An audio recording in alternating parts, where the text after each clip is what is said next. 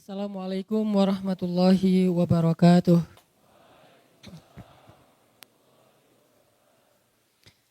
Alhamdulillahirabbil alamin, hamdan katsiran tayyiban mubarakan fih kama yuhibbu rabbuna wa yarda. Asyhadu an la ilaha illallah wahdahu la syarikalah, lahul mulk wa lahul hamd wa huwa ala kulli syai'in qadir.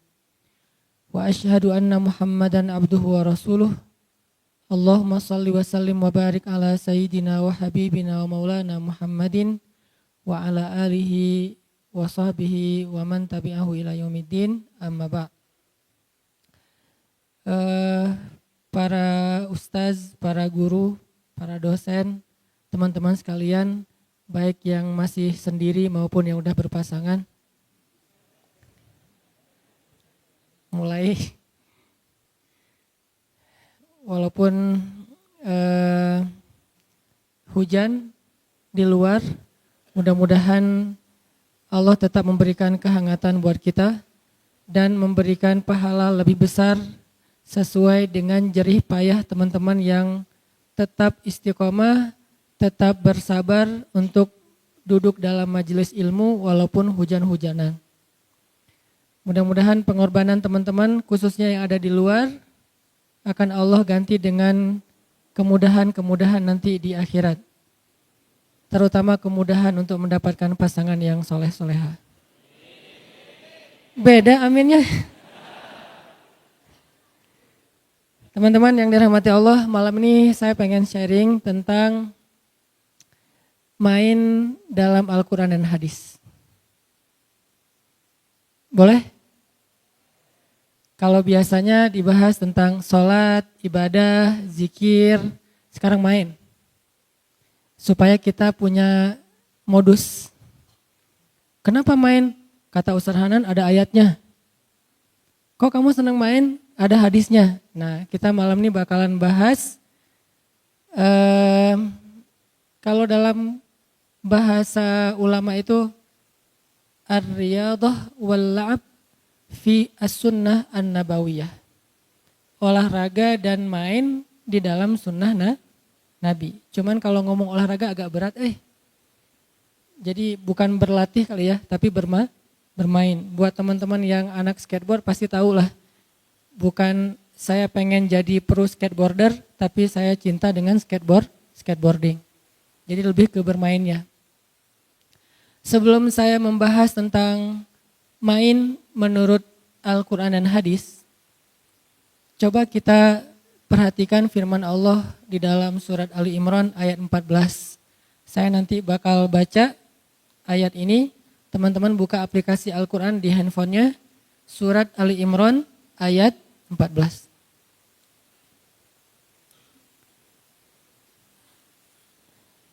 A'udzu billahi minasy syaithanir rajim. Bismillahirrahmanirrahim. Zuyyina lin-nasi hubbus syahawati minan nisa'i wal banina wal qanatiril muqantarah والقناطير المقنطرة من الذهب والفضة والخيل المسومة والأنعام والحرث ذلك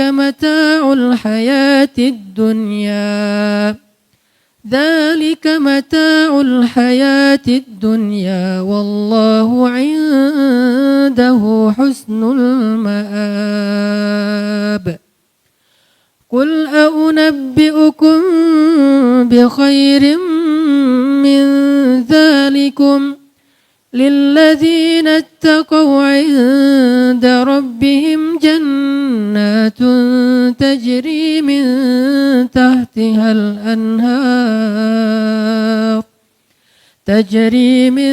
تحتها الأنهار خالدين فيها وأزواج مطهرة ورضوان من الله والله بصير بالعباد.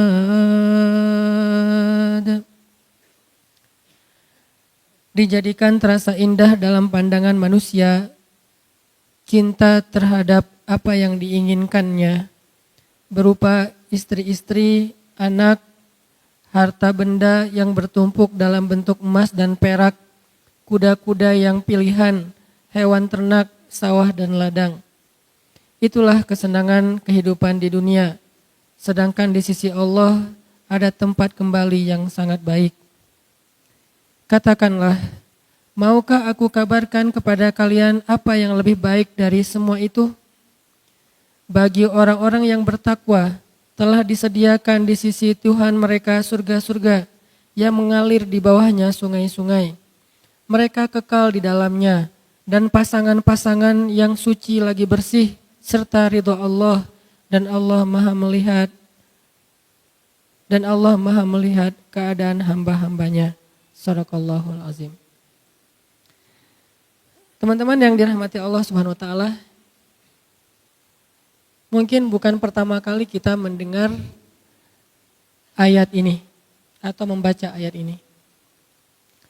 Kadang kita mendengar ceramah tentang ayat ini dari satu khutbah, dari satu tausiah, yang biasanya setelah membaca ayat ini, seorang ustadz akan menyampaikan angle bahwa ternyata dunia itu gak penting. Akhirat itu lebih penting. Kadang-kadang ada sedikit lebih saklek, sampai mengatakan jangan cinta dunia, kemudian cinta pasangan, cinta anak, cinta harta, cinta kendaraan yang bagus dan segala macam. Sebagaimana yang ada di ayat 14. Tapi kalau kita mau membaca ayat ini dengan konsep perbandingan, karena saya terbiasa ketika belajar di Mesir itu dibangun pola pikir memperbandingkan satu teks dengan teks yang lain, supaya utuh pemahaman kita, ternyata enggak gitu-gitu amat. Maksud dari dua ayat ini tuh sederhana sebetulnya. Jangan sampai dunia melalaikan kita dari akhirat. Kalau enggak sampai melalaikan, enggak apa-apa. Kita boleh mencintai pasangan, kita boleh bersenang-senang dengan pasangan. Kalau enggak ada pasangan, sabar dulu.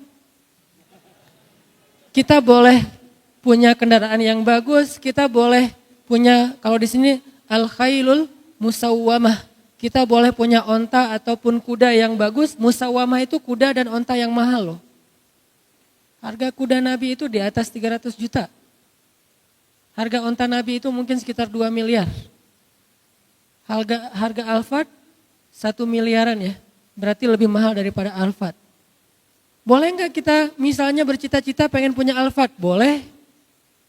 Asalkan jangan sampai kita korupsi.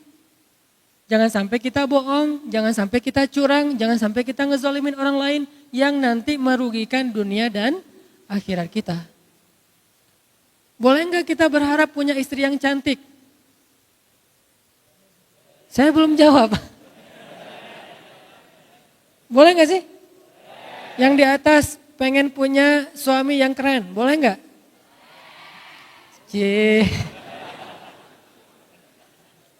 Boleh share akun Instagramnya ke belakang? Diedit dulu tapi postingannya. Yang warnanya gelap diterangin ya.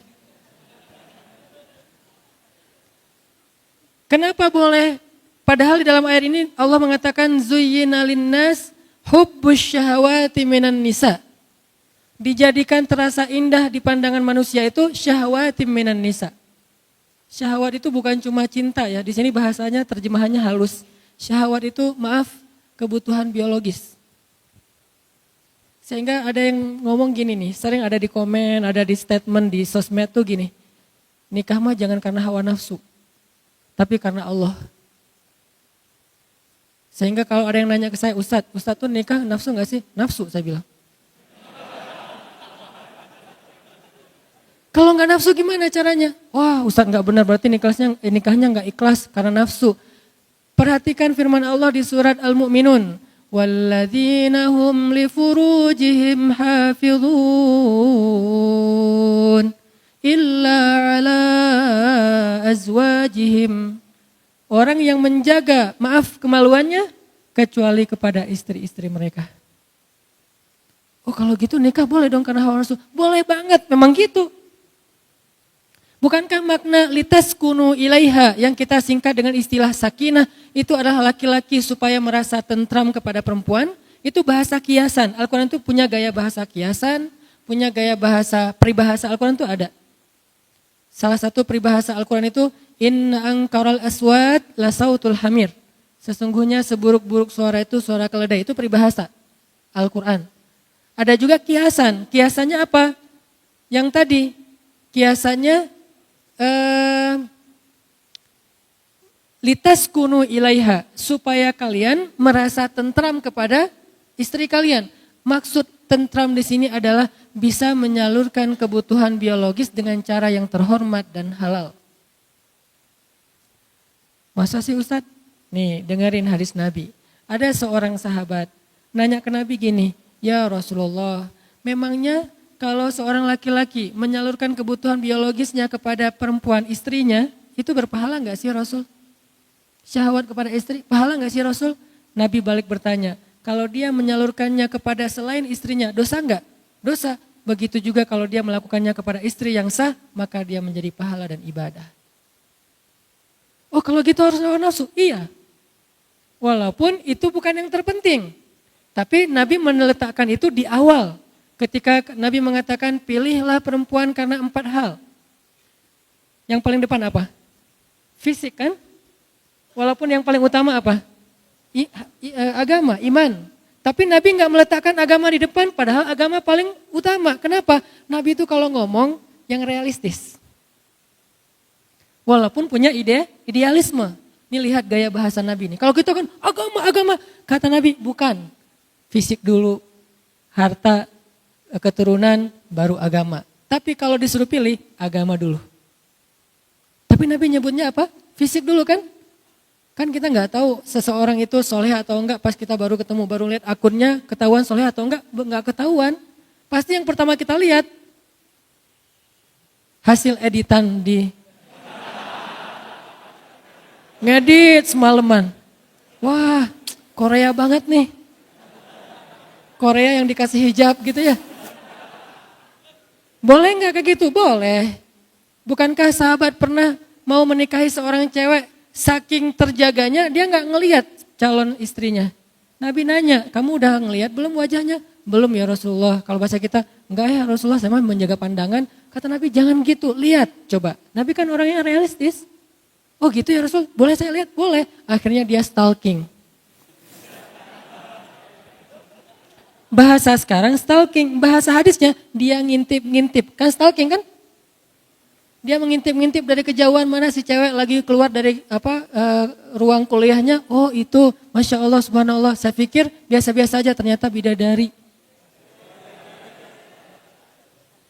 Ini artinya dia stalking. Boleh nggak stalking? Boleh, selama postingannya masih aman.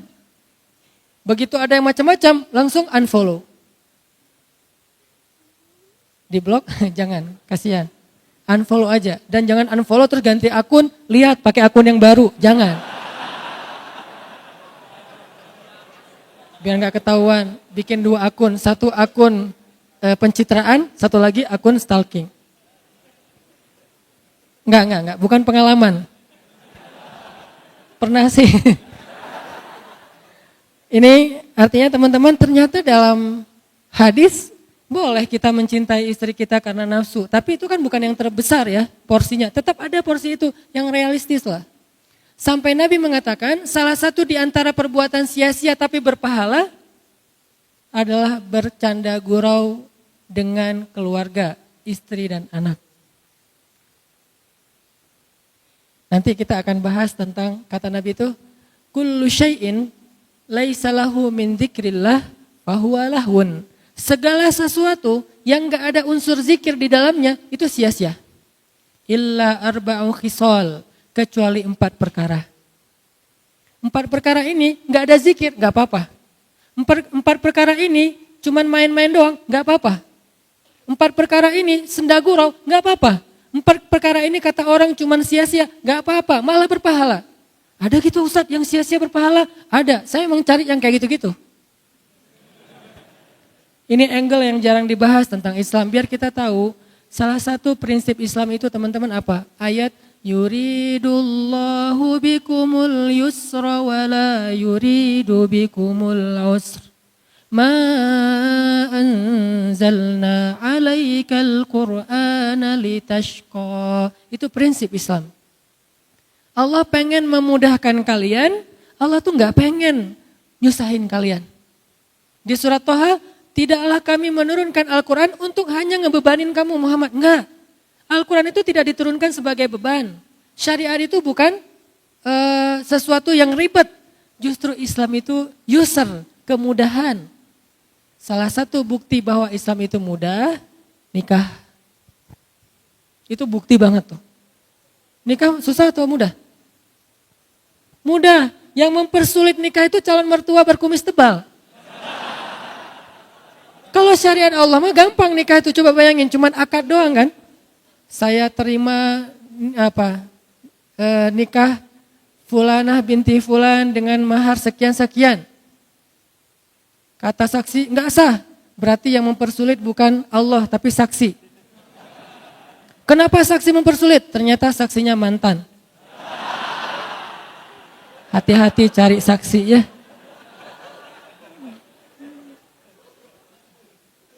Udah akad benar? Enggak.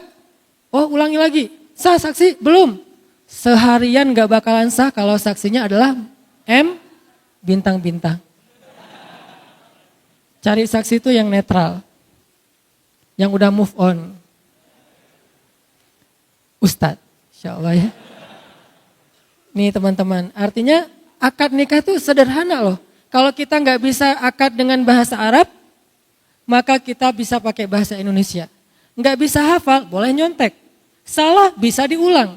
Salah lagi bisa diulang. Enggak boleh sampai 3 kali salah passwordnya dikunci. Enggak ada tuh. Kan kalau akun yang lain 3 kali salah masukin password enggak bisa lagi ya. Kita harus detect lagi tanggal lahir, nama ibu, permainan yang disukai waktu kecil, segala macam. Kalau lupa gimana? Itu sulitnya birokrasi manusia. Kalau Allah mah asik-asik aja. Salah, ya udah nggak apa-apa ulang. Seharian diulang Allah tungguin. Begitu benar sekali, sah, Allah bahagia. Malaikat bahagia, ngedoain kita tuh malaikat tuh. Sebetulnya nikah itu sederhana, cuman kayak gitu doang, mengubah status orang yang tadinya sentuhan aja nggak boleh, sekarang sentuhan jadi berpahala. Tadi saling ngelihat tuh nggak boleh, sekarang ngelihat berpahala. Salah satu hobi saya di rumah tuh lihat-lihatan. Maaf ya. Saya tuh kalau di rumah gini aja. Masya Allah. Tuh, wah, saya di rumah alhamdulillah ya. Jarang sholat sunnah kecuali sholat sunnah yang muqayyad. Kalau mutlak itu jarang. Sholat sunnah mutlak itu kan bebas ya kapan aja ya. Itu jarang. Karena diganti dengan memandang wajah istri. 4 hal ya. Boleh walaupun sia-sia. Boleh tuh. Kullu syai'in laisa lahu min dzikrillah fahuwa lahwun illa arba'u khisal. Segala sesuatu yang tidak ada zikir kepada Allah di dalamnya lahwun, sia-sia, kecuali 4 perkara. 1, masyur rajul bainal ghardain. Bolak-baliknya seorang laki-laki di antara 2 spot. Apa maksudnya? Berburu. Kalau bahasa ulama memanah. Dari tempat dia memanah sampai target, terus nanti anak panahnya udah sampai di sana dia ambil, balik lagi, manah lagi, mungkin cuma 1 anak panahnya atau 2, balik lagi, manah lagi, bolak-baliknya sambil bercanda gurau, sambil ketawa-ketawa, itu adalah ibadah, bayangin. Cuman sebagian ulama menafsirkan hadis. Kalau dulu konteksnya memanah, kalau sekarang berburu. Intinya menembak kan? Bisa berburu pakai senapan angin, bisa berburu dengan senjata api, bisa juga latihannya yang kecil-kecil dulu, paintball, airsoft gun. Intinya belajar nembak. Dan itu walaupun ketawa, walaupun bercanda, berpahala, bayangin. Makanya saya bilang ada main juga dalam Islam, malah berpahala. Kalau niatnya apa? Karena Allah SWT. Tinggal niat doang yang dirubah. Oh saya pengen belajar nembak nih. Pakai apa? Senapan angin dulu deh. Kan olahraga nih. Nanti gede sebelah gitu. Udah Atau paintball yang standar-standar dengan niat ukhuwah, silaturahim, mendekatkan kesolidan organisasi. Sekalian belajar sabar, belajar teliti, nanti airsoft gun naik lagi jadi senjata api kalau legal. Ada apa mungkin organisasinya, berburu babi, berburu rusa segala macam. Itu bolak-balik antara satu tempat ke tempat yang lain malah berpahala. Bukan hanya itu, Nabi itu pernah jalan dengan Abu Bakar dan Umar bertiga. Kan ini segeng ya, soulmate banget nih bertiga. Karena Nabi itu ada sahabat, ada geng. Sahabat Nabi itu Muhajirin dan Ansor. Geng Nabi, Abu Bakar dan Umar, itu geng. Biasanya Nabi kalau pengen me time, gak ada yang boleh ketemu Nabi kecuali dua orang ini. Abu Bakar dan Umar, tambah Utsman satu lagi. Kayak saya pernah ceritakan, Nabi lagi me time di sebuah sumur, cuma pengen sendiri aja, terus suruh seorang sahabat jagain pintu sumur, gak boleh masuk. Tiba-tiba datang Abu Bakar, ribut, saya pengen ketemu Nabi, nggak boleh, kata Nabi nggak boleh, sekarang nggak ada waktu selfie. Terus kata Nabi, siapa itu ribut-ribut di depan? Kata sahabat yang jagain, itu ini Abu Bakar ya Rasulullah. Kata Rasulullah, izinkan dia masuk, dia itu ahli surga. Masuklah Abu Bakar, duduk di sebelah Nabi, menjulurkan kakinya ke sumur. Ini sebagai sebuah nubuwah, sebagai sebuah berita bahwa Abu Bakar nanti akan dimakamkan di sebelah Nabi. Terus datang lagi Umar. Saya pengen masuk, nggak boleh kata Nabi nggak boleh masuk. Tapi saya pengen masuk, saya satu geng sama Nabi, nggak boleh pokoknya. Apa itu rame-rame? Ini Umar ya Rasulullah, izinkan dia masuk, dia ahli surga. Masuk aja Umar, saya juga bilang apa, boleh masuk, masuk aja. Ini mah kalau kita ya. Masuk Umar, duduk di sebelah Abu Bakar. Nubuat bahwa Umar akan dimakamkan di sebelah Abu Bakar. Seperti itulah posisinya. Duduk di sumur gitu bertiga, ngobrol-ngobrol santai. Apa yang diobrolin? Gak tahu, pokoknya santai aja nih. Kalau kita mungkin lagi ngopi-ngopi gitu, wah ini bagus nih, sifon, ini apa 360 apa segala macam. Gak penting sih yang diomongin, lagian namanya juga lagi me time. Datang lagi yang ketiga, Utsman. Saya pengen masuk, gak boleh, saya pengen masuk gak boleh. Apa itu rame-rame di depan? Ini Utsman ya Rasulullah, izinkan Utsman masuk, sesungguhnya Utsman adalah sebaik-baik pemuda surga. Lebih daripada Abu Bakar dan Umar istilahnya, sebaik-baik pemuda surga. Masuk Utsman, tempat tadi udah penuh, akhirnya Utsman duduk di seberang. Itu menjadi nubuat, takwil bahwa Utsman akan dimakamkan di Baqi, tidak di sebelah Rasul, Abu Bakar dan Umar. Ini banyak cerita-cerita kayak gini yang jarang kita bahas. Dan angle-nya apa? Oh ternyata Nabi juga ngegeng gitu ya. Karena yang nyambung kalau TikTok itu cuma mereka bertiga nih. Kalau yang lain diam dengerin aja, sami'na wa ata'na, Masya Allah, Masya Allah. Kalau ini enggak ya Rasulullah, gini. Suka berbeda pendapat dan itu seru. Makanya salah satu yang keren dari pernikahan itu kalau kita bisa chat sama istri kita tuh kadang-kadang rame, debat, tapi setelah itu pelukan, ya. Ini teman-teman, ternyata berburu itu sesuatu yang luar biasa di sisi Allah. Sampai ada hadis Nabi, nanti cek lagi deh. Nabi bilang gini, malaikat itu menyaksikan dua hal. Dua olahraga itu, dua permainan, malaikat menyaksikan. Satu, berburu, kedua lomba berkuda atau onta. Itu malaikat nonton loh. Bukan cuman malaikat diem, tapi nonton. Bayangin kalau nonton kira-kira kita gimana? Wah seru gitu kan? Malaikat yusyahid. Arti yusyahid, malaikat ikut nonton acara berburu sama balapan. Jadi kalau dulu konteksnya berkuda beronta, sekarang mungkin BMX, ngetrail, off-road, touring, itu malaikat nonton loh. Arti malaikat nonton, malaikat tuh senang dengan kegiatan-kegiatan kayak gitu. Kalau niatnya karena Allah. Yang dilarang apa menurut ayat 14 surat Ali Imran? Jangan sampai gara-gara itu telat sholat. Itu doang masalahnya. Makanya saya sering bilang, fun itu gak harus nambah dosa. Tetap bisa fun kok. Kita bisa asik, bisa seru tanpa harus nambah dosa. Karena Islam itu luas banget. Sampai kita balapan aja selama gak melanggar lalu lintas, malaikat nyaksiin. Kita berburu, malaikat ikut nonton. Mana malaikat ikut nonton? Makanya Nabi pernah jalan bertiga nih. Rasul, Abu Bakar, Umar jalan bertiga. Lewat orang yang lagi manah. Terus ada satu laki-laki pas mau manah gitu dia bersumpah. Demi Allah ini akan kena sasaran. Kan orang Arab kalau ngomong tuh suka wallahi ya. Wallahi ini akan kena sasaran. Wallahi ini akan kena sasaran. Ternyata meleset. Kata Abu Bakar, dia sih sumpah.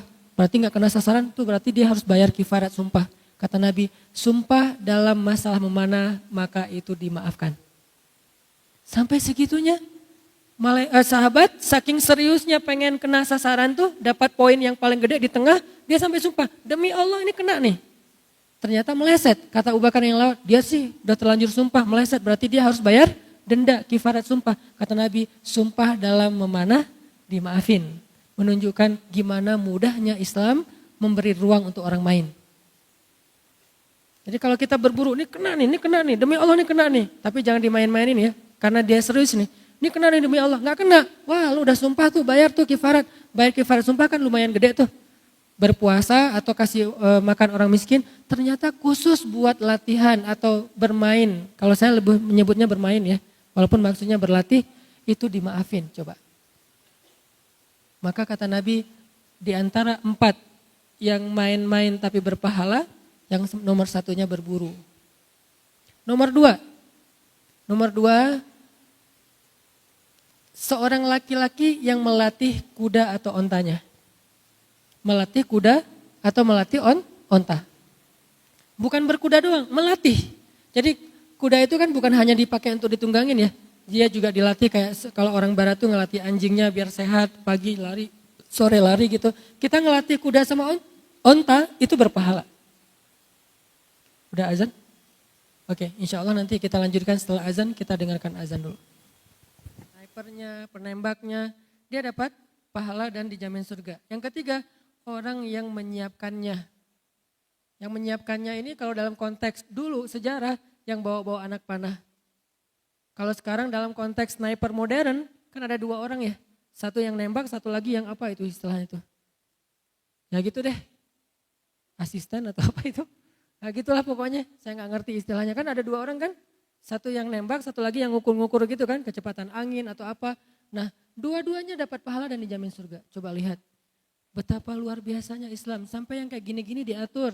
Kalau kita selama ini memandang Islam itu sempit, pasti karena pemahaman kita, bukan karena Islam itu sempit. Kadang ada orang ngapain sih kayak gitu-gitu, ini apa manfaatnya, ini tujuannya apa, ini kok sia-sia segala macam. Kenapa saya kadang-kadang komen baca lagi. Kenapa? Karena kurang baca deh. Karena hadis yang kita baca kan dari dulu innamal a'malu binniyat. Padahal jumlah hadis itu yang dihafal Al-Bukhari aja ada 200.000 hadis.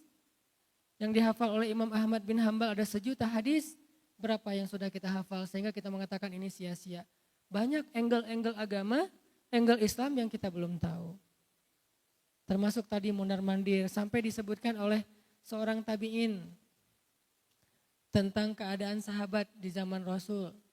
Dia bilang, saya melihat banyak sahabat-sahabat Nabi itu ketika memanah, lagi latihan, kalau sekarang bermain, antara satu spot ke spot yang lain, mereka sambil ngambil anak panah, sepanjang perjalanan mereka bersenda gurau, bermain-main, saling tertawa, dan kata mereka ini sesuatu kebaikan. Jadi gak sekaku, mana mau wajahnya apa, serius gitu ya, terus lempeng aja, kalau ada yang ketawa, astagfirullahaladzim gak boleh banyak ketawa. Gak gitu-gitu amat Islam teh. Tapi kan ada hadis Nabi yang mengatakan, kalau kalian ngelihat apa yang aku lihat, kalian akan sedikit tertawa dan banyak menangis. Hadis ini harus dibandingkan dengan hadis yang lain. Kenapa itu boleh ketawa, kenapa ini gak boleh? Menunjukkan bahwa konteksnya ada sahabat ketawanya gak penting. Ketawanya itu kebanyakan, ketawanya itu sesuatu yang sifatnya sia-sia. Kalau ketawa, kalau bercanda dalam urusan kayak gini nih, sesuatu yang bermanfaat, maka itu dibolehkan. Bahkan Nabi pernah dalam perang Khaybar. Perang Khaybar itu Nabi tuh dalam satu perjalanan, tiba-tiba beliau nanya, saya lupa namanya nanti cek lagi.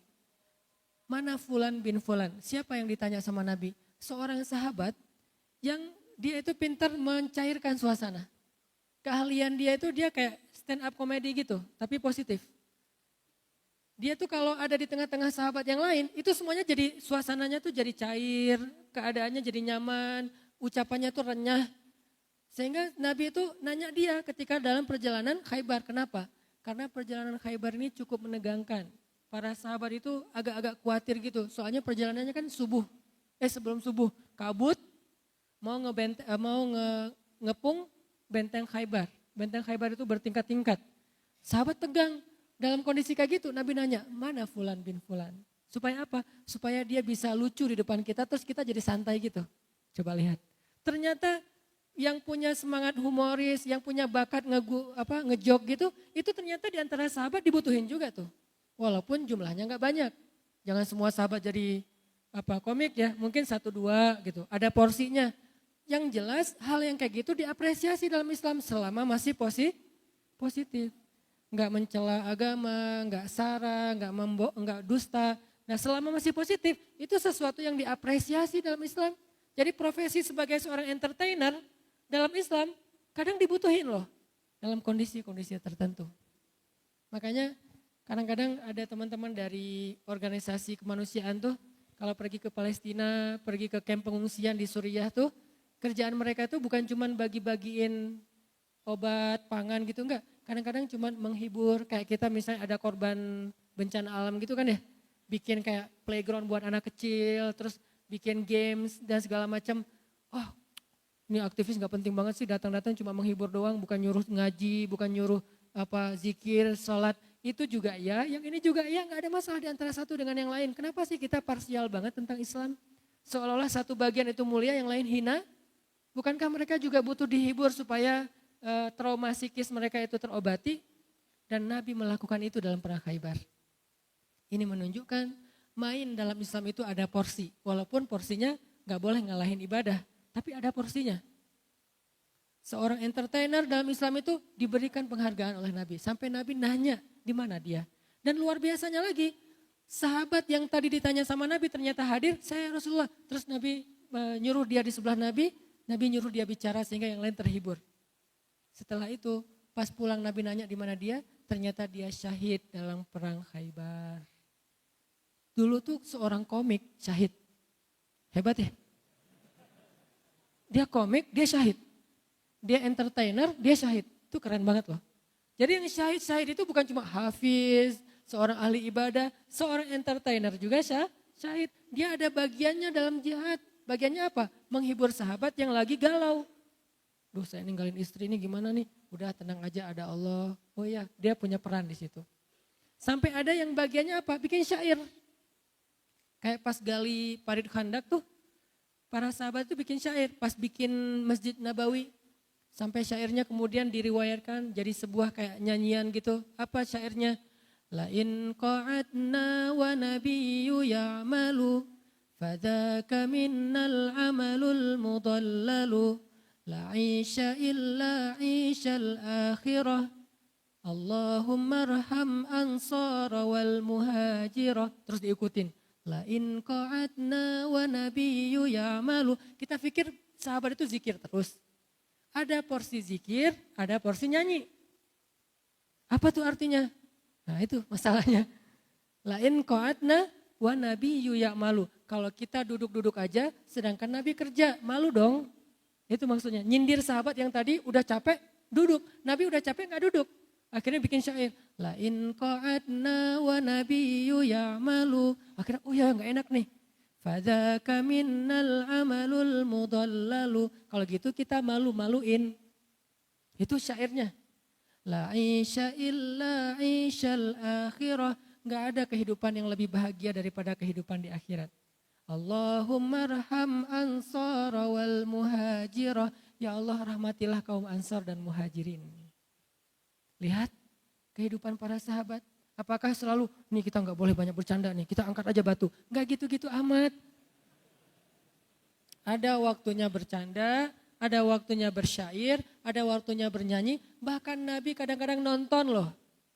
Ini bukan saya bilang boleh ke nonton sembarangan ya. Maksudnya Nabi itu nonton dan nontonnya sama istri lah gitu. Jadi kalau Ustadz nonton nggak? Nonton. AAC2C. Maaf ya, nggak di endorse. Nontonnya sama siapa? Sama istri. Velvet pula misalnya kalau ada ya berdua gitu. Paling gak enak tuh nonton sendiri loh. Sebelah berpasangan. Kan gak enak banget tuh. Ngelihat, lama-lama jadi wasit. Stop. Nabi itu nonton, nanti ada hadis khusus bab itu. Intinya adalah kehidupan Nabi dan sahabat itu sangat proporsional. Malam mereka menjadi rahib, ibadahnya tuh sampai air mata membasahi jenggotnya. Siang mereka menjadi fursan, kesatria, menunggangi kuda. Dan dalam kondisi-kondisi tertentu mereka bercanda dan bermain-main. Makanya terjemahan dari ayat 14 surat Ali Imran nggak boleh parsial.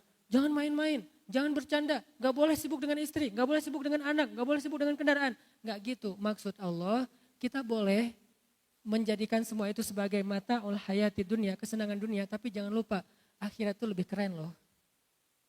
Jadi kalau dunia aja kita semangat, harusnya akhirat lebih semangat. Kayak misalnya teman-teman yang semangat mencari pasangan di dunia. Allah bilang azwajun mutahharah. Di akhirat juga ada pasangan.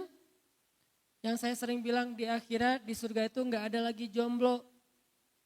Jadi nggak ada yang duduk sendiri, ngahulang sedih gitu.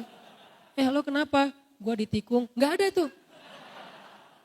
Di akhirat tuh nggak ada yang kayak gitu-gituan. Semuanya sudah ridho. Mutmainnah, radiyatan, mardiyah. Dalam keadaan ridho dan diridhoi oleh Allah Subhanahu wa taala. Pasangannya siapa? Yang kita sebut bidadari itu istilah bahasa Indonesia kan? Bahasa Arabnya apa? Azwaj, pasangan bukan bidadari. Siapa azwaj? Itu tuh yang di atas-atas tuh. Yang solehah ya. Masya Allah. Makmum yang taat sama suami, salat tahajud berdua, suaminya waladhdallin, dia belakang amin. Jadi gak konsen salatnya gitu kan ya. Itu tuh pasangan surga kita. Coba kalau sholat sendiri, waladhdallin, hening, nggak ada yang aminin. Pokoknya nggak enak aja lah, pokoknya sendiri mah. Maaf ya. Saya udah pernah ngerasain itu selama beberapa tahun, benar emang nggak enak sih. Saya tahu pas saya nikah usia 22 tahun, pas udah saya nikah saya jadi berpikir, tahu gini saya nikahnya 12 tahun. Nggak tahu ternyata luar biasa menikah itu ya. Seru-seruan, ketawa-ketawa. Jangan yang dibahas pernikahan itu listrik, air, kontrakan. Jangan. Itu kan cuma sebulan sekali. Bahaslah yang daily tuh. Yang daily kan ketawa-ketawa, makan bareng, bercanda. Bercanda aja dapat pahala. Terus nanti dapat pahala lewat baper-baperan. Kok dapat pahala pas baper? Ya memaafkan. Kayak Nabi itu istrinya lagi baper dibikin ketawa. Kita istri lagi ketawa dibikin bete. Kebalikan. Orang ada yang lagi ketawa dibikin bete. Kenapa? Istri orang. Bahaya. Nah, jadi yang pertama adalah berburu. Bisa manah, bisa nembak. Ini lebih ke tafsir sebagian ulama ya. Karena ulama itu ada dua model teman-teman. Biar kita nggak kaku nih. Ada ulama yang memahami Al-Quran dan hadis itu tekstual. Gimana teks aja deh. Kalau kuda ya kuda, kalau panah ya panah, nggak mau geser. Ini ada ulama yang kayak gini nih. Ada ulama kontekstual. Kalau dulu kuda, sekarang skateboard, BMX, ngetrail, moge, Vespa, kontekstual. Konteks dulu tuh kuda sama onta, konteks sekarang skuter, Vespa, naik Harley misalnya, konteks. Dan ini disebut dengan maqasidus syariah. Apa sih maksud dari syariat? Mesir cenderungnya ke yang kedua nih, modelnya tuh kontekstual, pola pikirnya. Madinah cenderungnya yang pertama, dua-duanya baik. Gak usah saling menyalahkan, terserah kita mana yang paling nyaman kan. Karena saya dulu belajar di Mesir dibiasakan berpikir dengan persepsi kontekstual, maka kita membiasakan untuk memahami teks supaya bisa relevan dengan konteks kekinian. Model berpikir ala Mesir. Tapi kan hadisnya, dan bukan terjadi di Mesir Madinah doang teman-teman. Di zaman sahabat udah ada pola pikir kayak gitu. Ada sahabat yang tekstual, ada sahabat yang kontekstual. Kayak pas Nabi bilang habis perang perang Khandak, Nabi bilang, ayo kita kepung benteng Bani Quraidah. Jangan sholat asar kecuali di Bani Quraidah. Nih kalimatnya, jangan sholat asar kecuali di Bani Quraidah. Akhirnya sahabat beres perang Khandak, berangkat ke Bani Quraidah. Siapa tuh Bani Quraidah? Orang Yahudi yang berkhianat.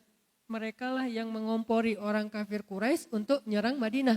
Pengkhianat nih, udah ada perjanjian damai ternyata mereka ingkari. Mereka langgar. Nabi nyuruh kepung Bani Quraidah supaya mereka mau memperbaiki diri. Jangan sholat asar kecuali di Bani Quraidah. Berangkat sahabat. Di tengah jalan, masuk waktu asar. Terjadi perbedaan pendapat. Sebagian bilang, kita sholat dulu yuk. Soalnya ini udah asar nih, daripada ntar sampai maghrib. Kata yang lain, nggak bisa, kan kata Nabi jangan sholat asar sampai ke Bani Quraidah. Kata yang pertama, enggak gitu maksud Nabi. Maksud Nabi buruan berangkat, mudah-mudahan keburu asar di sana. Tapi kalau enggak keburu ya udah asar aja dulu. Kata yang kedua, enggak gitu. Pokoknya gimana teks aja. Terjadilah perbedaan pendapat sahabat. Sebagian sholat asar dulu baru lanjut perjalanan, sebagian langsung lanjut perjalanan. Pokoknya meeting pointnya di Bani Quraidah itu aja. Dari sana akhirnya terbelahlah pendapat ulama secara umum menjadi dua model berpikir. Satu kontekstual, satu lagi tekstual. Dua-duanya baik dan kita harusnya husnuzon kepada dua-duanya. Kalau kepada yang tekstual, husnuzonnya apa? Mereka tuh hati-hati banget takut salah. Keren kan? Kalau yang kontekstual, husnuzonnya apa? Mereka itu ingin Islam itu selalu relevan dan memberi solusi setiap zaman. Itu juga baik. Sehingga nggak ada di antara sesama muslim saling menyalahkan. Karena dua-duanya berawal dari konsep berpikirnya para sahabat. Termasuk yang tadi. Kalau yang tadi istilahnya memanah, menurut ulama tekstual, ya udah memanah aja. Sehingga kita sampai sekarang belajar mana, walaupun zamannya mungkin memanah udah jarang kepake ya, lebih banyak kepake senjata api. Bagi ulama kontekstual bukan memanah, manah boleh, pakai senjata api boleh, belajarnya pakai paintball dulu, airsoft kan juga boleh, kontekstual, dua-duanya boleh. Saya cenderung kepada yang kedua, kontekstual. Tapi saya respect sama yang pertama. Tapi menurut saya yang kedua lebih tepat. Yang pertama mungkin dengan pemahaman yang berbeda. Ini maksudnya. Terus yang kedua kata Nabi, main-main tapi berpahala apa? Walaupun gak ada zikrullah tadi, melatih kuda. Bagi ulama tekstual, kuda ya udah kuda aja, jangan ditafsir-tafsirin. Bagi ulama kontekstual, dulu kuda dan onta sekarang menjadi kendaraan. Bisa mobil, bisa motor, bisa trail, bisa Vespa, bahkan bisa BMX dengan niatnya untuk kebaikan. Bayangin kita main BMX misalnya untuk supaya selalu fit, olahraga, badannya kebentuk, itu kan kebaikan kan? Karena mukmin yang kuat lebih disukai Allah daripada mukmin yang lemah, walaupun dua-duanya baik kata Nabi. Berarti kalau niatnya supaya kuat kan belajar, gak usah yang ngetrik-ngetrik macam-macam, bunny hop aja, itu udah lumayan berat kan? Kalau menurut saya sih lebih berat daripada ngetrik olinya skateboard. Karena itu ngangkatnya lebih luar biasa. Langsung seluruh tubuh itu kebentuk. Ototnya langsung jadi itu. Berarti kalau niatnya mukmin yang kuat lebih baik daripada mukmin yang lemah. Walaupun dua-duanya baik, maka main BMX itu adalah ibadah. Hidup anak BMX ya. Main BMX segala macam termasuk skateboard, longboard, downhill kayak gitu-gitulah. Pokoknya riding aja. Selama niatnya untuk jaga kesehatan, apalagi kalau niatnya untuk berdakwah, apalagi kalau dalam konteks tertentu niatnya untuk membela agama, maka ini menjadi sesuatu yang berpahala. Bahkan malaikat menyaksikan. Kan gak mungkin kita sambil main BMX terus tausiah kan. Mau ngetrik, teman-teman yang dirahmati Allah Subhanahu Wa Taala, kan gak gitu. Yang namanya main aja udah, gak usah terlalu serius. Nanti ada bagian tausiah di masjid. Kalau main udah aja main. Kayak kemarin saya ke Palu tuh, kita bikin lomba berenang. Saya bilang siapa yang bisa ngalahin saya berenang, wah padahal saya gak jago. Sok-sok jago aja ngenantang. Siapa yang bisa ngalahin saya berenang ke tengah laut, yang paling jauh saya fallback. Oh siap. Akhirnya rame-rame karena pengen di fallback. Berenang tuh. Gayanya apa Ustaz? Bebas. Berenang itu benar-benar jauh sampai airnya gelap loh. Dan saya tuh dalam hati saya cuma apa? Pokoknya saya gak mau following. Itu doang yang saya pikirin. Jadi motivasi saya gak mau fallback. Padahal biasanya tuh saya paling agak parno ya dengan yang namanya hiu. Kayak pas kemarin saya ke Wellington, New Zealand tuh. Tadinya saya pengen pedal-pedal doang, pencitraan ordai gitu kan. Pedal-pedal doang di pinggir-pinggir gitu sambil mancing. Tapi tiba-tiba lagi jalan ngelihat orca. Killer whale ya. Paus pembunuh. Itu paus pembunuh pasangan lagi tuh, bikin baper banget itu mah. Killer whale berdua itu lagi kayak jalan-jalan gitu, kayak window shopping gitu dia. Killer whale lagi window shopping di pinggir pantai. Naik, muncul, tenggelam, naik lagi. Wah killer whale, lebih ngeri daripada hiu, kan lebih cerdas ya. Gak jadi deh pedalnya, gak jadi pencitraan, ya udah longboard aja semampunya gitu. Artinya saya tuh paling parno, tapi gara-gara gak pengen nge-follow, saya maksain. Sampai saya buka mata, wah udah gelap gini, terus aja pokoknya jangan sampai saya follow lebih dari satu. Pas sudah sisa satu, udah deh cukup satu aja. Alhamdulillah ada yang berenangnya tuh hampir 500 meter, jauh banget ke tengah laut. Nah ini kan main-main ya, nggak mungkin Masya Allah, Subhanallah, Astagfirullahaladzim. Kan nggak gitu kan? Karena bab zikir ada bab zikir, bab berenang, dan itu bercanda. Wah kalah Ustaz, ada segala macam. Ustaz nggak boleh naik, kan kita udah jauh. Akhirnya nggak bisa balik lagi ke perahu, nggak kuat lagi. Minta dijemput, yang di perahu usil. Ustaz nggak boleh naik ke perahu sebelum fallback kita. Wah Ustaz dikerjain. Ya udah deh saya fallback. Ya Ustaz naik. Sehari aja ya. Tahu gitu nggak jadi naik tadi. Bercanda kan? Nah bercanda dalam konteks kayak gitu adalah sesuatu yang diperbolehkan. Seru kan? Main-main. Makanya saya punya tagline. Banyak main, banyak manfaat. Itu bukan asal ngomong. Ada maunya. Ya. Ada maksudnya.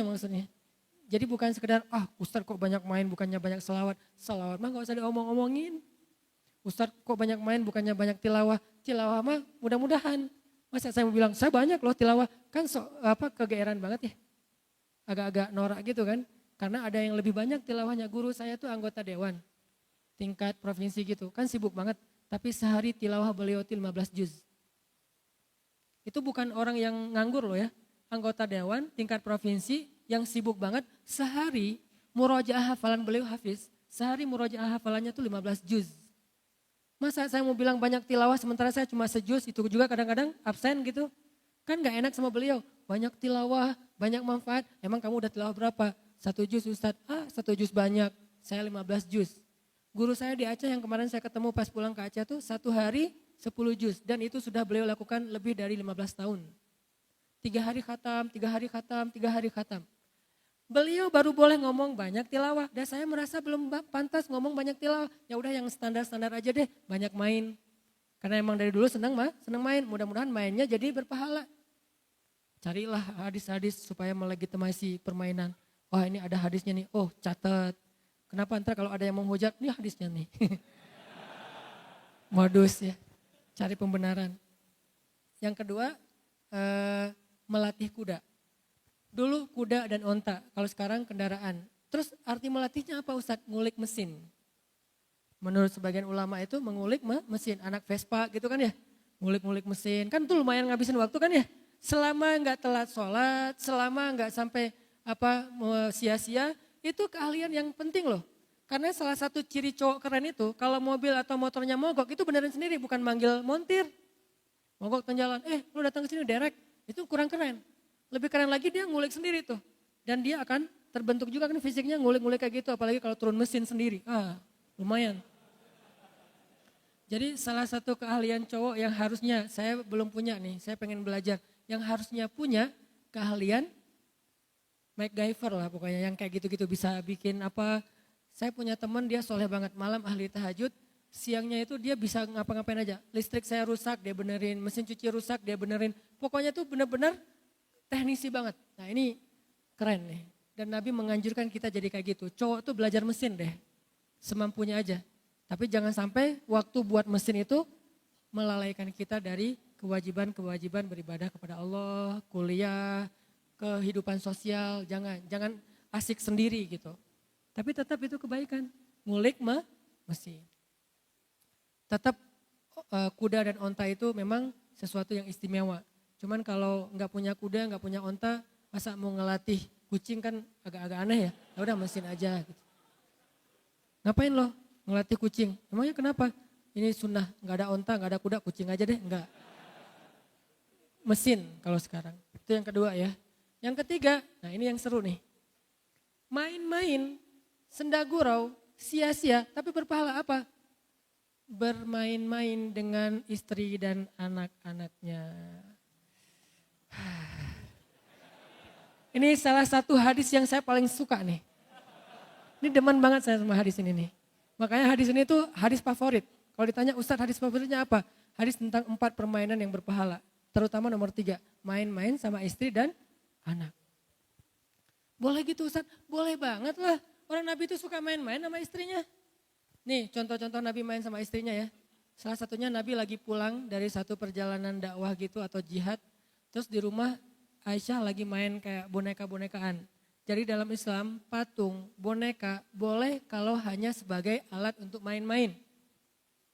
Kalau dulu bentuknya boneka, kalau sekarang lebih canggih jadi animasi, jadi film kartun. Maka film kartun menurut ulama kontekstual kalau dipakai untuk berdakwah justru berpahalanya besar. Karena Aisyah main boneka-bonekaan. Dulu boneka itu dibuat dari kayak terpal, dari kayak kain-kain yang udah nggak kepake, dibikinlah jadi boneka. Terus maju jadilah boneka lebih canggih, maju lagi jadilah animasi kartun. Maka seorang muslim yang pintar animator, yang pintar ngelukis, yang jago dengan hal kayak gini-ginian, harusnya potensi dia itu dipakai untuk kebaikan. Bikin film-film yang mungkin kalau di Malaysia itu ada Ipin Upin, memperkenalkan culture ke Melayuannya, kita memperkenalkan keislaman dengan bahasa-bahasa dengan adegan-adegan yang keren. Orang Hollywood aja bikin kartun yang kadang-kadang mulai mengarahkan kita kepada moralitas ke barat-baratan kan, harusnya muslim bisa bikin lebih dari itu. Wah nggak boleh melukis. Kalau konteksnya adalah untuk anak kecil, melukis atau boneka yang disebut patung, mau ukurannya besar atau kecil yang namanya mainan, boleh. Yang nggak boleh patung sembahan. Kalau disembah nggak boleh. Kalau hiasan, nah kalau bab ini ikhtilaf di antara ulama, tanya aja ke Ustadz Fikih deh. Kalau hiasan. Tapi kalau permainan, kalau sekedar boneka, maka itu boleh. Boneka Aisyah kecil. Kalau boneka anak sekarang kan kadang-kadang gede tuh. Ada ulang tahun dikasih boneka Hello Kitty gede. Dikasih boneka beruang gede. Kalau anak laki-laki bukan boneka, robot-robotan, superhero kayak gitu-gituan kan. Nah ini semuanya boleh. Kenapa? Karena Nabi pernah pulang dari satu perjalanan ngelihat Aisyah lagi main boneka-bonekaan. Waktu itu Aisyah masih kecil gitu kan, baru lulus SD. 12 tahun kan baru lulus SD ya. Baru lulus SD, Nabi datang. Nabi itu capek loh, baru pulang perjalanan. Tapi Nabi itu orangnya asik. Bukan, Aisyah gue capek, siapin air hangat. Gak gitu Nabi ke istrinya. Kita kan baru pulang, kita panggil, kamu, siapa? Kamu, buat siapin air hangat. Emang saya siapa kamu? Teman kos. Enggak. Jangan nyuruh teman kos siapin air hangat, bahaya. Kalau belum ada istri siapin aja sendiri. Nah kalau udah ada istri, kadang-kadang pas kita datang istri lagi kayak ngapain di rumah, lagi santai, lagi chat sama temennya. Selama itu sesuatu yang positif ya, teman cewek atau ada gengnya, geng sekolah dulu yang cewek semua isinya. Lagi santai nonton film apa gitu, selama nggak berlebihan, biarin aja dia kayak gitu. Kalau perlu nemenin, mah film apa sih kok seru banget? Ini apa, filmnya baper banget loh, drakor. Nggak tahu kalau drakor ya, yang jelas nonton santai, biarin aja, kasihan. Jangan, mah kan Khadijah itu nggak pernah nonton. Aisyah pernah kata dia, ternyata dia lebih pintar. Oh iya ya, udah lanjutin. Kan jadi garing gitu kan ya, makanya jangan menjudge istri dulu kalau kurang hadis, kurang dalil. Karena ibu-ibu itu lebih rajin taklim daripada bapak-bapak. Kita pakai dalil 1, dia pakai dalil 10. Jadi Nabi baru datang, Aisyah lagi main-main kayak gitu, lihat Nabi itu orang yang asik. Langsung Nabi duduk bersama Aisyah nanya, Aisyah ini lagi ngapain? Ini nih lagi main, ini Sulaiman, ini iblis, kemudian ini siapa, ini Daud, ini Goliat. Oh gitu, ya udah saya jadi gini, perang gitu sama Aisyah. Terus kayak anak sekarang tuh kayak Barbie-Barbian, main masak-masakan, princess-princessan gitu kan. Aisyah melakukan itu. Dan Nabi duduk bersama Aisyah, meladeni Aisyah main, sehingga Aisyah udah beres, baru Nabi mulai melakukan kegiatan-kegiatan yang serius di rumahnya. Mungkin cuci piring atau apa. Enggak ada Nabi datang-datang marah-marah ke istrinya, kamu nih rumah belum beres, suami pulang masa belum disiapin apa-apa. Kan suami itu udah capek berjihad dan segala macam. Enggak, justru kita yang pakai dalil itu. Nabi aja gak pernah pakai dalil itu. Ini menunjukkan bahwa main dengan pasangan itu sesuatu yang luar biasa. 1, Nabi main sama Aisyah. Yang mana lagi yang Nabi main sama Aisyah yang lain? Nabi itu pernah treadmill sama Aisyah. Treadmill Ustaz? Ya. Cuman treadmillnya enggak pakai alat treadmill, lari di padang pasir. Kapan? 2 kali lagi tuh. 2 kali bukan berarti Ustaz, Dek atau yang, yuk kita treadmill. Kan udah 2 kali Kang. Oh iya ya, sunnahnya cuma 2 kali, nggak boleh lebih. Nggak gitu maksud Nabi. Kalau Nabi 2 kali bukan berarti kita cuma boleh treadmill seumur hidup 2 kali. Kan Nabi treadmill seumur hidup cuma 2 kali. Bukan angkanya bahwa Nabi melakukan berulang-ulang. Kapan Nabi treadmill? Nih hebatnya Nabi. Treadmillnya lagi jihad. Bukan lagi normal di rumah. Itulah kenapa saya kalau dakwah keluar kota selalu menyisakan 1 hari buat main aja. Saya nggak mau cuma ceramah aja. Kalau dengan ada panitia, Ustadz ke misalnya kayak kemarin misalnya ke Medan atau ke Aceh atau ke Palu atau kemana lah ya. Ustadz ke Jepang misalnya. Oh boleh, gimana itinerary-nya? Ceramah.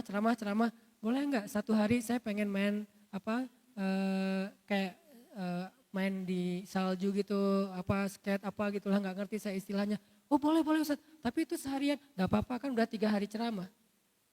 Ustaz ini aneh ya, yang lain mah ceramah, sholat, istirahat. Ini mah main. Kenapa? Nabi juga pulang jihad main. Itu konteksnya jihad kan? Nabi pulang dalam sebuah perjalanan jihad, terus berhenti di rest area 97 gitu. Berhenti di rest area gitu. Udah selesai berhenti, Nabi bilang ke sahabat, kalian duluan ya, tinggalkan aku dengan Aisyah. Tinggalkan aku dengan Aisyah, nanti kita nyusul. Ya udah ya Rasul, sahabat melanjutin perjalanan, akhirnya Nabi bilang Aisyah, lomba lari yuk. Hayu kata Aisyah, lomba lari lah waktu itu menang Aisyah. Lalu Aisyah komen setelah postingan itu, kata Aisyah, waktu itu saya masih kurus. Dan ini menjadi dalil cewek yang keren versi Aisyah itu kurus. Ukurannya berapa kurus teh? Ukurannya kalau berat mungkin paling maksimal 55 kilo lah. Di atas 55 agak-agak bid'ah sih. Walaupun tergantung tinggi ya, tapi kalau untuk orang Indonesia mah 55 ke bawah itu normal. Jadi cewek di atas 55, nah ini harus belajar lagi. Aisyah itu ternyata kurus dan tinggi. Kok tahu Ustadz Aisyah kurus dan tinggi? Baca hadis, baca sirah pakai imajinasi, jangan cuma teksnya. Apa bukti Aisyah tinggi? Ntar saya kasih tahu. Yang jelas kalau dalam hadis ini Aisyah kurus. Aisyah sendiri yang ngomong, waktu itu saya masih kurus. Next trip, pas perjalanan jihad yang lain, Nabi berhenti lagi di di rest area. Terus Nabi nyuruh sahabat, kalian duluan ya, tinggalkan saya sama Aisyah. Ya Rasulullah, pergi aja. Aisyah, lomba lari lagi yuk. Hayu, kalah Aisyah. Komen lagi, waktu itu saya udah agak sedikit gemuk. Kata Nabi, ini balasan saya untuk yang kemarin. Jadi skor kita sama ya Aisyah, 1-1. Ya kata Aisyah, agak-agak bete gitu ngambek karena Aisyah kalah. Dan itu wajar terjadi di antara Nabi dan istrinya. Berarti Nabi itu menyempatkan main ketika sedang berjihad, bukan berdakwah loh. Lebih ngeri daripada dakwah, serius. Jadi kalau ada orang ngomong kok dakwah tapi ada mainnya apa segala macam, kurang baca sirah, bacalah sirah. Islam itu enggak kaku seperti yang kita bayangin. Yuridullahu bikumul yusra. Tapi jangan dimudah-mudahin. Karena Allah itu udah mudahin kita banget. Tanpa kita mudahin, udah banyak kemudahan. Tanpa kita ringan-ringankan, udah banyak keringanan. Tinggal kita baca aja tuh. Teks agama kita yang sangat lengkap banget, komplit. Buku hadis itu tuh berjilid-jilid. Kenapa banyak jilid? Menunjukkan betapa luasnya Islam. Kalau buku hadis kayak buku tulis doang, berarti Islam itu sempit. Untungnya buku hadis itu sampai puluhan jilid menunjukkan Islam itu luas banget. Itu mainnya Nabi sama Aisyah. Jadi treadmill nih berdua. Dan treadmill berdua itu seru loh. Udah berapa kilo yang 2 kilo? Wah kita nggak mau kalah kan. Minimal kita 2 kali lipat dari istri. Jadi kalau saya treadmill sama istri, dia 3, saya harus 6. Dia 6, saya 6,5. Maksimalnya segitu soalnya nggak kuat lagi. Oh terus pulang-pulang yang pijitin dong. Nah romantisme yang lain kan. Ada alasan, ya udah pijat-pijatan, kaki dia ke kaki kita ke kaki dia, pijat. Itu nggak akan dirasain kalau masih sendiri. Banyak kebaikan yang kita lewatkan gara-gara kita masih istiqomah, menjom. Banyak banget kebaikan yang kita lewatkan. Itu Nabi main sama Aisyah. Terus hadis yang lain, Nabi nonton sama Aisyah. Bahkan Nabi pernah membiarkan Aisyah bernyanyi dengan teman-temannya. Jadi suatu hari Nabi baru pulang juga capek ke rumah. Waktu itu Aisyah bersama beberapa orang cewek ABG gitu lagi nyanyi di rumah pakai alat musik. Cuman gak disebutin alat musiknya apa. Lagi nyanyi bareng. Nabi datang duduk di sofa Arab tuh kan di bawah gitu kan. Nabi duduk menikmati mereka lagi nyanyi. Nyanyinya yang positif tapi. Terus gak lama datang Abu Bakar. Datang Abu Bakar masuk ke rumah Nabi Aisyah, kan Aisyah anaknya sendiri. Abu Bakar ngelihat Aisyah sama cewek-cewek itu lagi pada nyanyi di rumah Nabi. Abu Bakar marah karena gak paham. Apa kata Abu Bakar? ini adalah musik-musik setan. Kenapa ada di rumah Nabi? Nih komen Abu Bakar nih di postingan Aisyah. Bukan nge-like, malah komen. Aisyah lagi posting, kita lagi seru-seruan nih gitu. Hashtagnya banyak main, banyak manfaat, sedikit dosa. Gitu. Terus kata Abu Bakar, ini kan musik setan, kenapa ada di rumah Nabi? Komentar Abu Bakar, Nabi balas replay. Kata Nabi, ya Abu Bakar, biarkan mereka. Sesungguhnya hari ini adalah hari rayanya kabilah Fulan bin Fulan. Artinya Nabi membiarkan teman-temannya Aisyah tuh nyanyi di depan Nabi di dalam rumah Aisyah. Kenapa? Hari ini emang hari rayanya teman-temannya Aisyah. Teman-temannya Aisyah itu dari suatu kabilah, saya lupa kabilah mana di Madinah. Dan mereka lagi ngerayain hari jadi kabilah mereka dengan cara bersenang-senang. Dan ini menjadi dalil juga bolehnya merayakan hari jadi tertentu selama tidak berlebihan. Ini pemahaman saya ya, ulang tahun.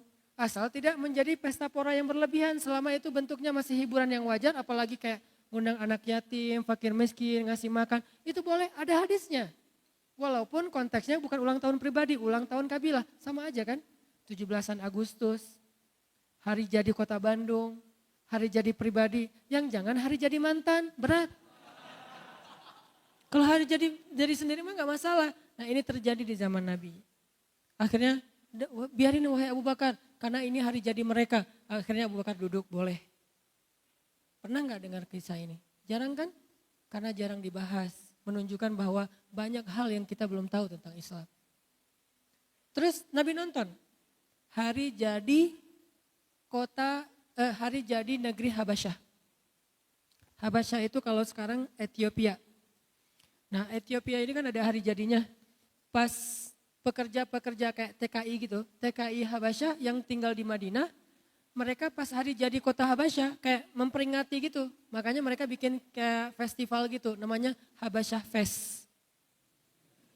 Bikin festival Habasyah, jadi kayak ada festival, terus ada kulinernya, ada stand-stand merchandise-nya. Terus ada beberapa perform, ada dance loh. Cuman dance-nya apa? Dance pedang. Dulu namanya tarian pedang, kan dance kan? Kita kan menerjemahkan saja, ada dance-nya, laki-laki pada ngedance pedang gitu, yang gak ada belly dance. Gak ada tuh, karena gak boleh. Tapi tarian pedang, cowok-cowok pada nari ala militer gitu ada, berarti Nabi nonton dance yang masih positif.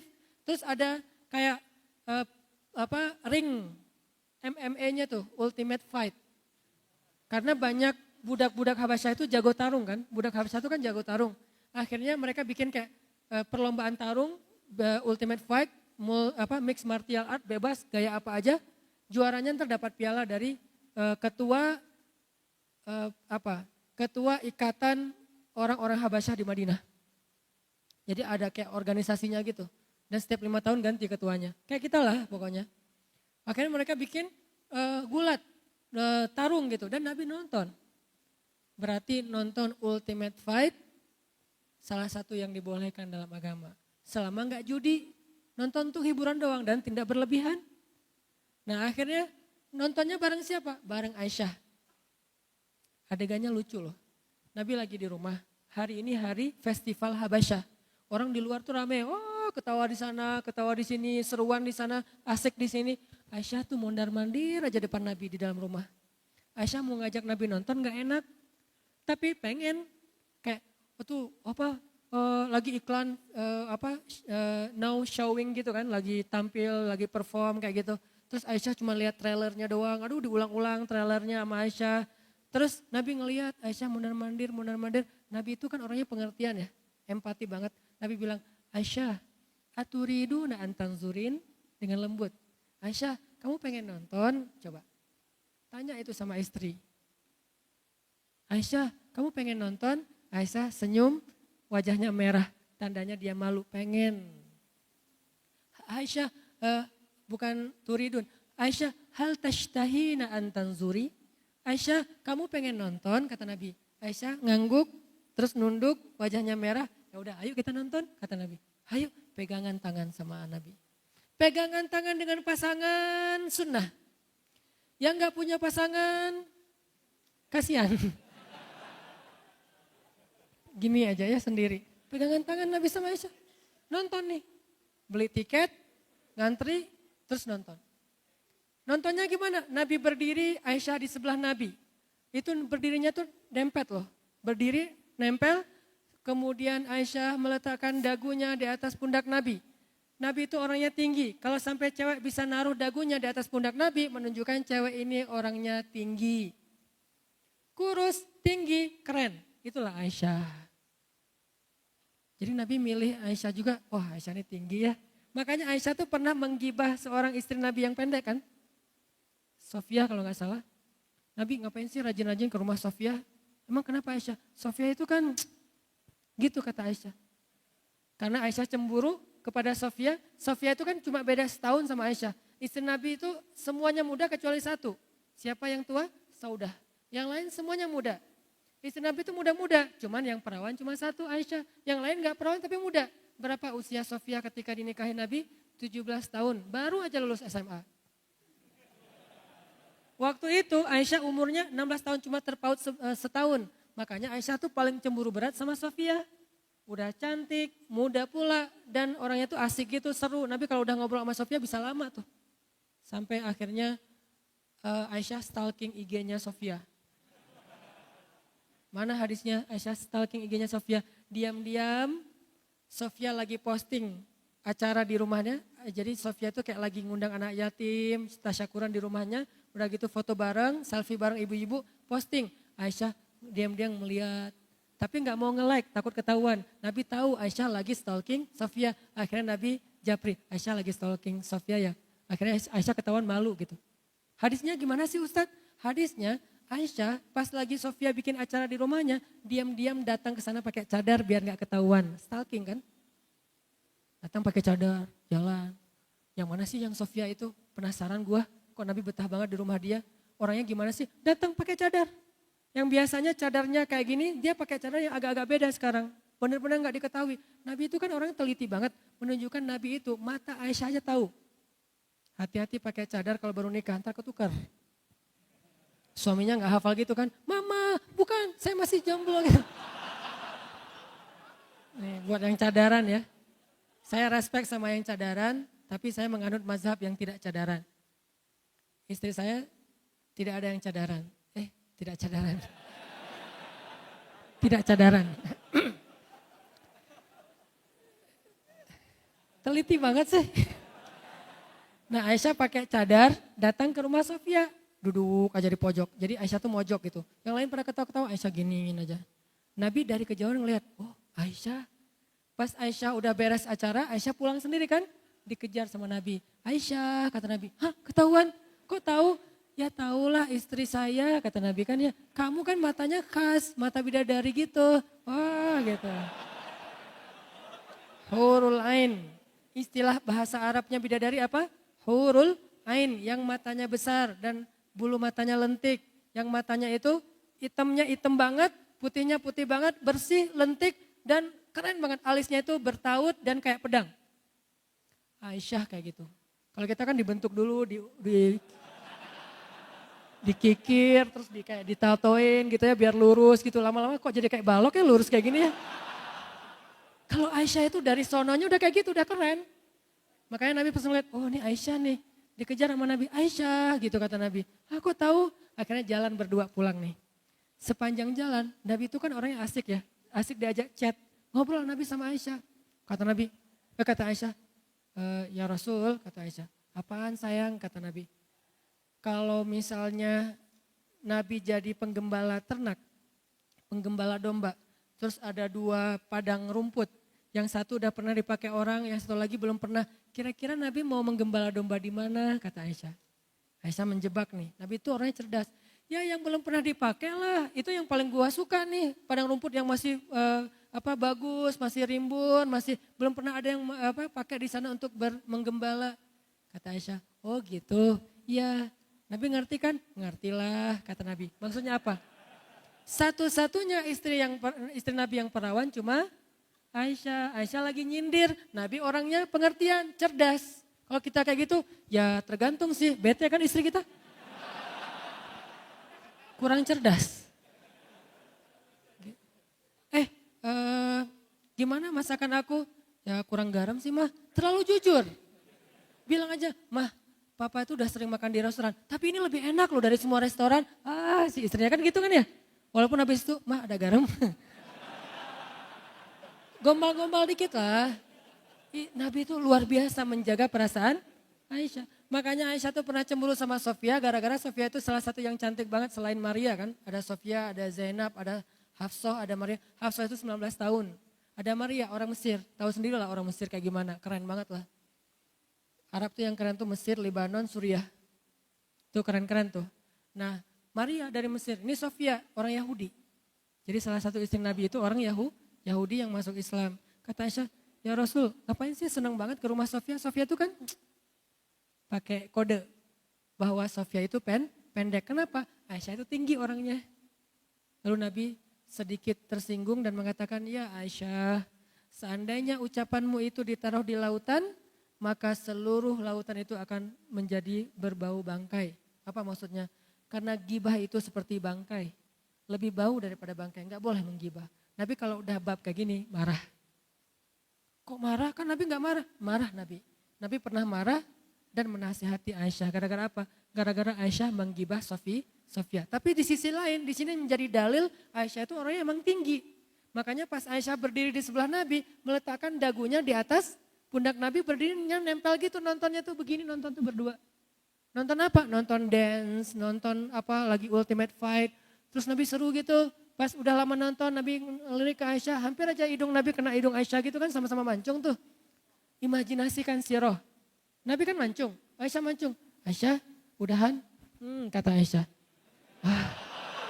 Coba.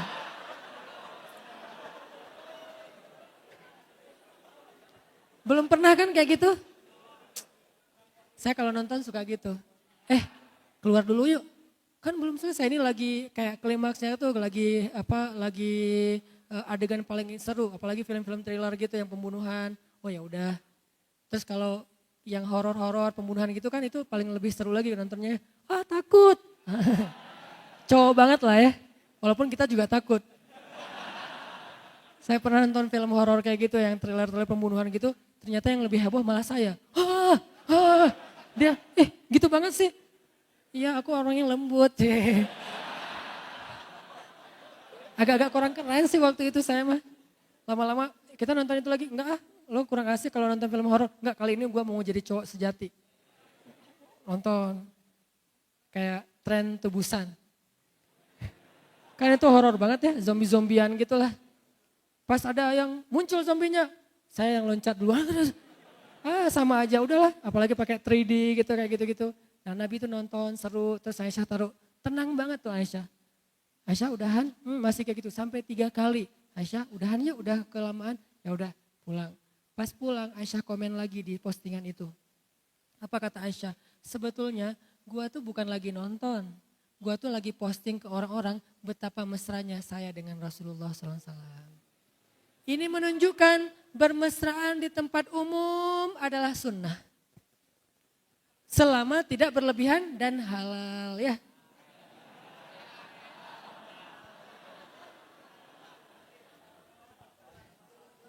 Coba lihat Islam ternyata ada yang kayak gini-gini juga tuh. Belum lagi nanti hadis-hadis tentang Nabi dan Aisyah yang lain tuh banyak banget loh. Yang ketiga ya. Yang keempat apa? As-sibahah, berenang.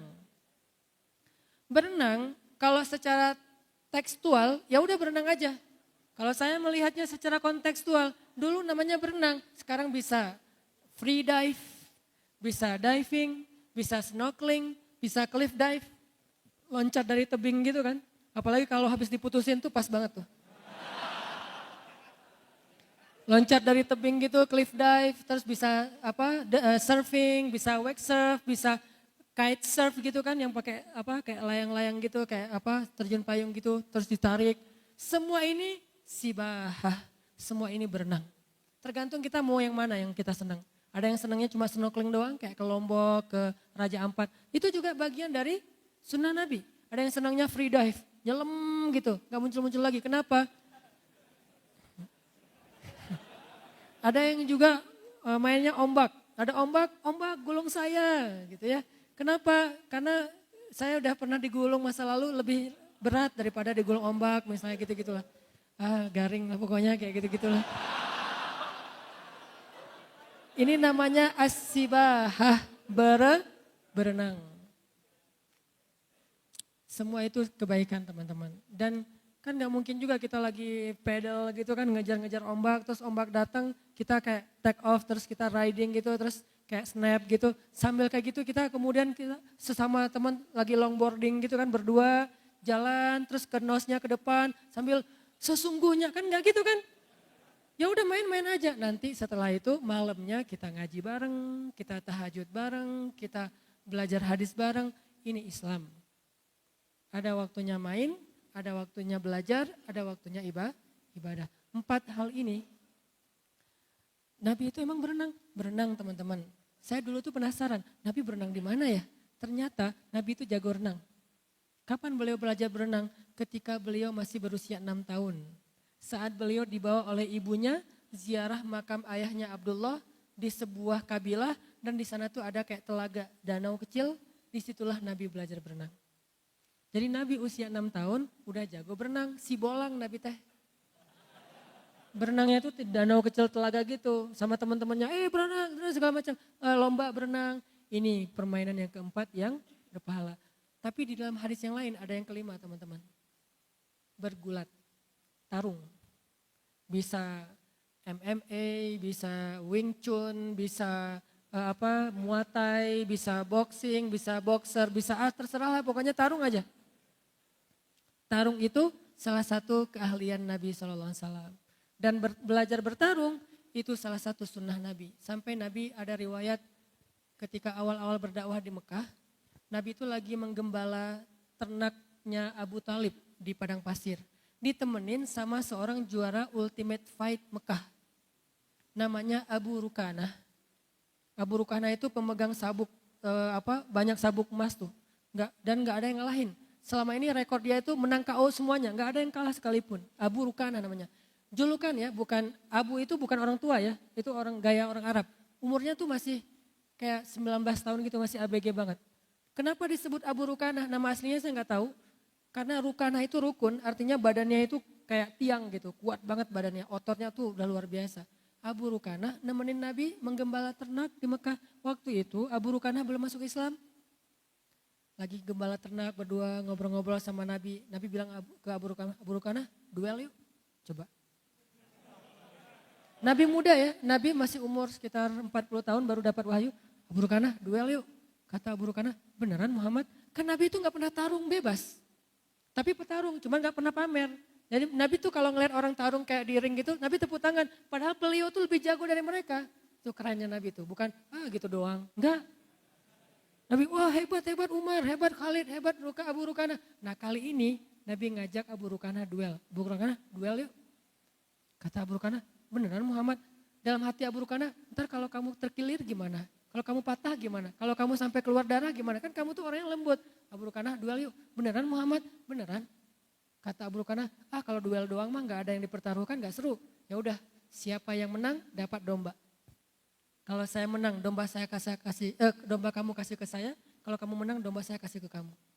Beneran? Beneran. 1 domba itu 5 juta. Dan ini bukan judi ya. Ini bertaruh tapi bukan judi. Ya udah, tarung nih. Abu Rukanah mulai kuda-kuda, Nabi biasa-biasa aja.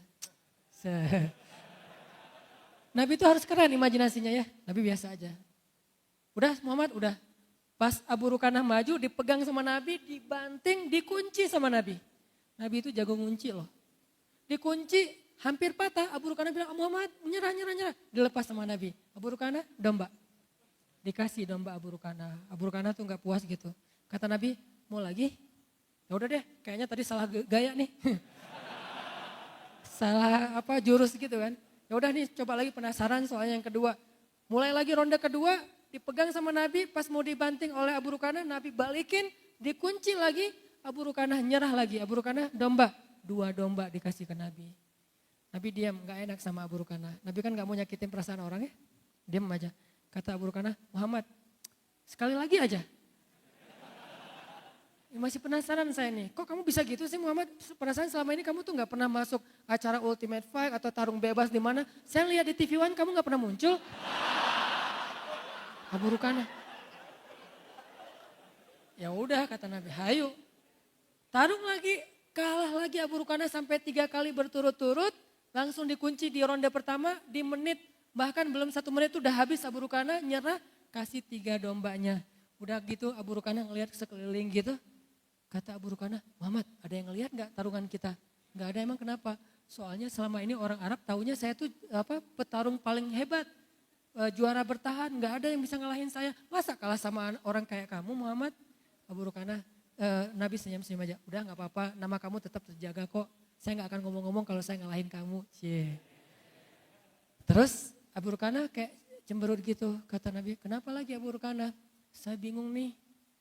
Gimana saya pulang kalau kambing saya udah berkurang 3?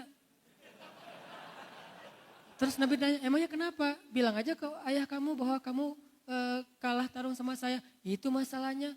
Kalau ayah saya sampai tahu saya kalah tarung, saya bakal dimarahin. Jadi bukan bab kambingnya, bab kalah tarung.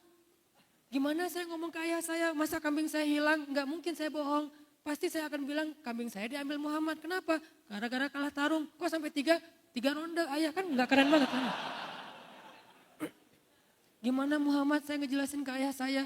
Ya udah, nih saya balikin kambing kamu. Dibalikin 3-tiganya, kemudian Abu Rukana mengatakan, tidak ada orang yang lebih keren daripada Muhammad. Ya Muhammad, asyhadu an la ilaha illallah wa annaka rasulullah. Masuk Islam. Tarung, kita pikir itu cuma main-main? Semua potensi anak muda itu bisa menjadi potensi dakwah. Mau tarung, mau skateboard, mau BMX, mau apa aja pokoknya selama tidak melanggar syariat dan berbuat dosa, lakukan, have fun.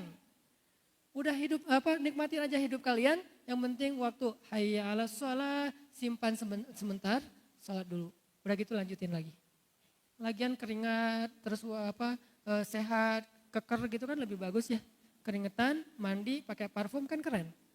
Nah, ini sesuatu yang sebenarnya dalam Islam yang sangat dihargai. Mudah-mudahan dari banyak riwayat-riwayat tadi kita makin yakin untuk berhijrah. Islam itu enjoy banget. Batasannya tuh gampang, jangan nambah dosa. Dan tidak selalu yang gak nambah dosa itu gak asik. Asik banget kok, tetap fun insya Allah. Itu aja yang bisa saya sampaikan. Mudah-mudahan Allah merahmati majelis kita, menambah iman kita, memperbaiki akhlak kita, dan memperbaiki amal-amal kita. Allahumma inna nas'aluka ilman nafi'a wa qalban khashi'a wa amalan mutaqabbala wa rizqan halalan tayyiba.